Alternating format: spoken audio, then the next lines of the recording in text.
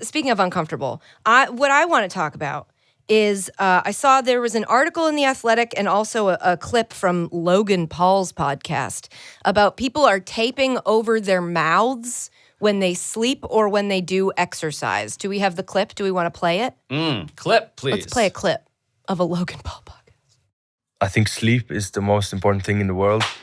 I knew it. It's always sleep. I knew that. So to sleep good, just simple kind of things, blue blocking glasses, shutting out all the signals and everything. That's what I'm talking about. In the bedroom and everything. I think is really important. What time you put those glasses on? Normally 3 hours before bed. Oh my God. Nostril breathing is the way to go when you're doing sports. Then you should try to tape your mouth then. At night. No, yeah, why not? Or when you train. Right now on the podcast? It would be a bit difficult. No. No, but seriously. No, I've actually done that. I've actually bought tape to help make sure I'm not a mouth. I have it. I sleep with it. That's the new thing. Okay, so that's Erling Haaland. If you don't know, he's from Manchester City, soccer player, football player. This doesn't feel like a good idea to me. The taping your mouth. The taping of your mouth closed, especially while sleeping, which is a time when you're not really in control of much. It just feels like a factor that could become a problem without you being able to divert it from being so. You know what I mean? Blocking off an entire way of breathing. How dare you impugn Logan Paul's scientific I know he is our credibility. greatest scientific mind. But the idea, though, that there are a bunch of bros contemplating sleep, trying to get their sleep better, to me is both funny and also like resonant. Yeah. Because I know I think you guys, I'm curious where you guys land on the sleep spectrum, because everybody, including high level athletes like Erling Haaland, and also like my wife,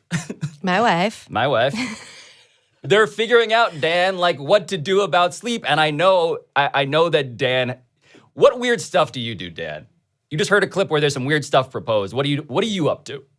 I have had no issues sleeping the entirety of my life until the last 3 years, where the stresses rose to such a point that it is very hard now for me to get the kind of restful sleep that I want. And now the place that I am is I have basically gotten to the point where I can sleep straight through from 10 p.m.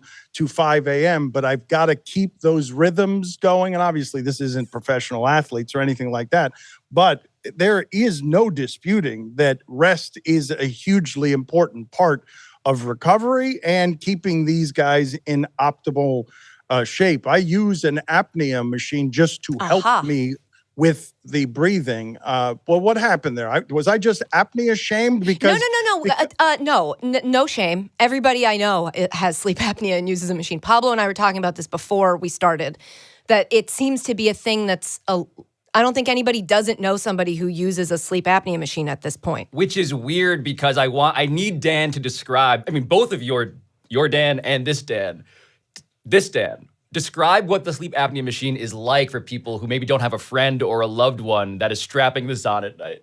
Yeah, well, I feel totally ridiculous and not attractive at all to my wife, because I'm taking something that I'm putting in my nose that goes over my head, and then it's a tube to a machine that is plugged into the wall that helps with extra oxygen and make sure that I'm not waking myself up with snoring or getting in the way of the deep sleep that you need to get. I also wear like a ring that measures how good my REM sleep is, just because I think that sleep, if you do not get it right, can be something that really harms your health. And so at this age, at 54 years old, I want to do as many things as I can to ward off the Grim Reaper. And so you end up looking like a guy who is a sci-fi Grim Reaper. Yeah, plugged into the Matrix. like a prisoner on the Con Air plane, like Darth Vader. Like that's what, but truly like, so... But I don't want to spill your secrets, Katie. But what? But just like you don't wear a sleep apnea mask. No. But where are you on the sleep spectrum as you sleep next to your own Darth Vader? Who tried with a sleep apnea mask and could not do it. So we're trying other methods for him. I suck at sleeping, but once I'm out, I can sleep uninterrupted I could go for like 10 hours. I try to wake myself up. The hardest part for me is falling asleep and waking up. Those are the two difficulties for me. Once I'm out, I don't have the problem that my fiance has, which is that he's constantly waking up and then trying to fall back asleep. But he can fall asleep at the drop of a pin. Yeah. I keep myself awake running through thoughts. So like sleep sucks for me, but I can hit that deep restorative sleep that I think is important for health. So like I don't worry about it in that way. Mine's more, I think, psychological. How does this work though? Because I was of the impression, are you someone who's just not good at time management? Because I thought that part of the reason that you were late is because that you would be famously late is because Always. of how you slept, because you sleep like a hibernating bear. Yeah. Yeah, let's just note, I got here before Pablo today. So This has been very embarrassing. While to yes, I start. am late a lot of the time. I'd say for the stuff that we do, it's mostly because you guys completely discount the fact that we have to paint a face on, and the world is going to judge us based on how that I face didn't mean to bring up looks. a sore subject. I just thought that you were late because you slept like a bear. I do sleep a lot. You know how I much sleep as late work as I can It all the takes time. to look like this? How dare you? Yeah, this too. I mean, this is me putting in effort, and it doesn't look like it at all. But yeah, I just drank could a bunch sleep. of milk. I could sleep. So did I. I could sleep forever. And I get it. Like this whole theory of this taping your mouth closed and the things they're saying, Right. which is that like breathing and sleeping are two huge parts of living. It seems when you boil it down, that's very obvious. It seems like we're idiots for ever even Obviously. thinking this was like an advanced thing to wrap our brains Exactly. But there is to me this, it seems strange how widely we are spreading this, tape your mouth closed when you sleep. We're talking about athletes. Like these are athletes looking for an edge for their peak performance. And I get it. We've seen athletes do weird stuff throughout the history of sports to try to be a little bit better than the next guy. But I don't know that like average Joe should be taping his mouth closed at any point. I mean, these articles, like this Sarah Shepard article in the Athletic, talks about how they do it when they're training, when they're like working out to try to retrain your body to go through your nose. Nose breathing is better than, I guess we've always made fun of mouth breathers, but in this case, it's actually a pejorative for people who are suboptimally breathing, living. Yeah. But guess- aren't they trying to also improve generally their stamina, right? If you're using Yes. fewer places where you're getting oxygen from, you're making yourself somebody who can run longer periods of time because you're someone who's trained yourself to breathe just through your nose. I can imagine though, Katie, if you're sitting here telling us that your thoughts consume you, that some of this just feels claustrophobic. That, Yeah. wait a minute, when I'm sleeping, I don't have control of anything. And you're telling me I'm going to take off a very easy source to breath, which is something I need to live. Now the next step is if Dan gets mad at me, he pinches my nose, I sleep like a bear. What happens I'm after dead. that? I'm dead. So I don't like to close off holes that I might need.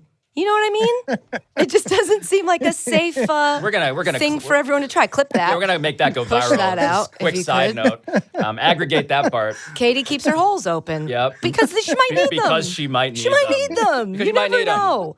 But yeah, to your point, they do say that it's, it's the phrase they use to describe this is terrifying to me, but that when they're training athletes with this closing off your mouth, they get you to the point where you feel, I think they called it oxygen hunger, which is when your body it reminds me of what they tell you happens when you're drowning, which is that even if you're underwater, what you really die from is the asphyxiation because your body goes, I need air, and it breathes in water, and then you die. So they say that they try to push your body to the point where it feels really hungry for oxygen, which means that the CO2 in your blood is high, which means that you're adapting your blood to functioning with more CO2, which means you will need, in turn, less oxygen, which is fine for an athlete. I just don't think like my dad needs to try that. I grew up next to NYU Hospital, so I just don't wake up. I can fall asleep immediately. What I am told is that, according to sources, I am a terrible snorer. I am just always making disgusting, just like something's wrong. something's wrong in their noises. Like stopping breathing noises, like That's what Liz tells me. yeah. It's like then you need to get this checked out. I trust her. I think she's what not kind lying. of journalist are you? It was sources a second ago, and then you just give up the goods a second later. Like, what are you There's doing? You're a- supposed to Damn. protect your sources. Damn, There's don't a ever di- be his source. There's a joke about Watergate that I want to make, but I don't want that to go viral at this point in terms of sources. I said the holes thing. Yeah, I just can't go deep throat when I'm talking about my wife. Okay, The fair. point being, in terms of my sources, that I am told that I need to go and get this checked out. Previously, I was sort of reveling in the idea that I had this ultimate privilege. Mm-hmm. Because there's like there's like a silent majority, I feel like, of people, our friends, who are really bad at sleeping. And I took this for granted forever. And now I'm realizing that while we're not athletes, not only is your mental health tied to this, your day-to-day ability to function is something that I never really had to think about until I realized I might have also lost the lottery in terms of breathing good.